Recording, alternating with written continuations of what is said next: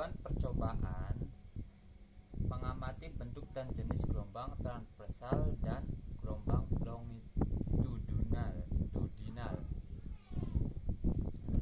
Lanjut, kita bahan-bahannya menggunakan selingki. Nah, kedua kita menggunakan kabel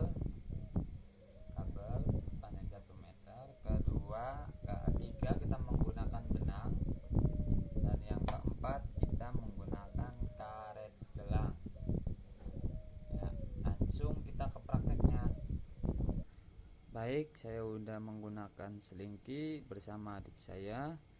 Nah, rentangkan selingki di atas lantai yang licin, ikat salah satu ujung, pegang satu ujungnya ke teman kita, terus kita usikan ujung selingki dipegang dengan cara menggerakkan ujung selingki ke kiri dan ke kanan. Amati gelombang yang terjadi pada selingki.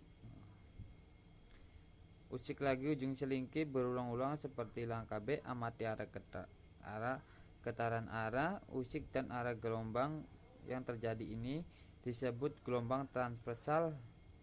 Disebut juga gelombang transversal. Lanjut, kita menggunakan karet ini. Apakah kita goyang-goyang terus? Nah, ini karet ini akan dia ini akan menggunakan pegas ya, kayak pegas itu, goyang terus. Ini gerakan ini terus berulang-ulang ke kiri dan ke kanan. Nah, dia tetap di situ, enggak kemana-mana. Nah, baik, tadi udah menggunakan selingki, sekarang kita menggunakan kabel listrik. Kita goyang-goyang dan ke kiri ke kanan. Nah, ini ada gerakan ini menggunakan terus lakukan sampai ini. Baik, kita ini udah diikat karet gerangnya. Mari kita goyangkan lagi, apakah ada gerakan. Nah, tetap semula seperti kayak selingki yang tetap di situ, ini kayak pegas. Hasil pengamatan selingki yang diusik arah ke kanan dan ke kiri tadi membentuk getaran gelombang. Selingki terbentuk itu bergerak ke arah kanan dan kiri, membentuk gelombang yang bergerak tegak lurus dengan arah rambatan yang ke depan. Jenis gelombang yang dihasilkan pada kegiatan tersebut adalah gelombang transversal.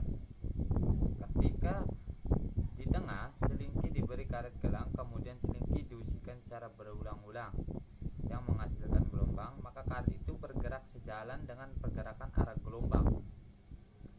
Hal ini disebabkan karena adanya energi yang ikut bergerak sejalan dengan pergerakan dari gelombang tersebut. 3. Jika selingki diganti dengan menggunakan kabel listrik dan mendapatkan perilaku sama, maka akan menghasilkan hal yang sama pula, yaitu ketika kabel listrik diusik gelombang sebelum itu diletakkan karet gelang di tengah kabel listrik, kemudian diusik pada karet gelang, akan bergerak berpindah tempat mengikuti arah pergerakan gelombang yang dihasilkan. Jika selingki diberi usik dengan pergerakan secara berulang ke arah depan dan belakang, maka membentuk suatu rapatan atau renggangan yang bergerak sejajar dengan arah rambatan ke arah depan.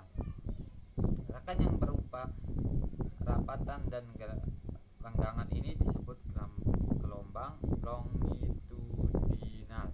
Nah, perbedaan yang paling mendasar antara gelombang transversal dan longitudinal adalah jika gelombang transversal membentuk suatu lembah dan bukti yang bergerak secara tegak lurus dengan arah rambatannya. Sedangkan gelombang longitudinal menghasilkan suatu rapatan dan renggangan yang bergerak sejajar dengan arah rambatannya. Nah, baik, itu saja praktek saya.